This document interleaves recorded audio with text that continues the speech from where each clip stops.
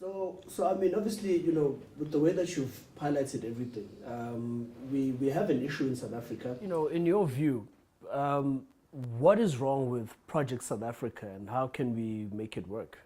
Look, TransformRSA has been a force and a movement of change, in a sense that we've driven transformation on the basis of confronting real issues on face value and really going down to the real essence of what is going on.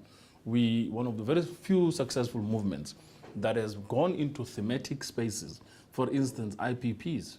A while ago, nobody knew what an IPP meant. TransformRSA came in, picked up the baton, ran along and said, listen, there is a problem in our energy sector, particularly electricity generation. Eskom is facing a catastrophe if things continue at this trajectory. Department of Energy has no mandate in terms of what it's doing, in terms of just bulking up the costs unnecessarily when they are supposed to be focusing on primary energy production. And based on that, the space was taken up, and we have now brought in a huge amount of interest into the IPP space, and people are now much more conscientized and aware and understand what needs to be done in order to change and transform the society. Using one thematic issue, we've gone into many other areas of politics to challenge the narratives around radical economic transformation.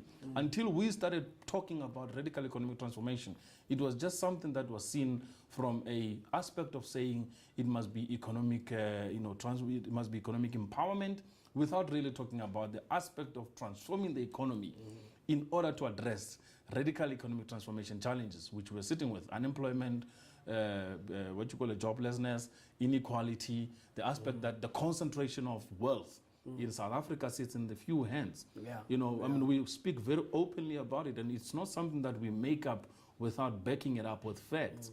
We understand the operations of the Johannesburg Securities Exchange, which is the stock exchange in South Africa. We broke it down into detail as to why we're saying black people are not in control of the economy. And it's a fact. I mean, 12 trillion circulates in our economy just purely on the JSE level. How much of it goes towards empowering black enterprises? Very little. Most of it is concentrated into the companies that are already existing, that are post, that were in the apartheid era and have just continued the trajectory of actually being successful and growing forward and bigger. So when we talk about black people per se, the sad reality of our black people is it is your own black people who will go against you when you're bringing about a transformation programs and projects in order to transform and change their lives. The resistance is not mainly among whites, it's really among black people who are saying that this transformation, one, it's challenging the old schemes of making money, whereby they were just BEE guys who were sitting in as gatekeepers, who were given sort of this fake shares that they really didn't mean anything. They couldn't even make money out of it. The only cash they made was getting fees as commissions as well as monies for putting things together. But the real economy was not actually really leveraged in terms of bringing about black people to be in control. So I don't really praise anything. I mean, half of these executives, most of them are clueless in what they're doing. They're sitting in these positions. Eskom, they are sitting in the JSE companies, they are sitting on boards of major multinationals, but they don't have power.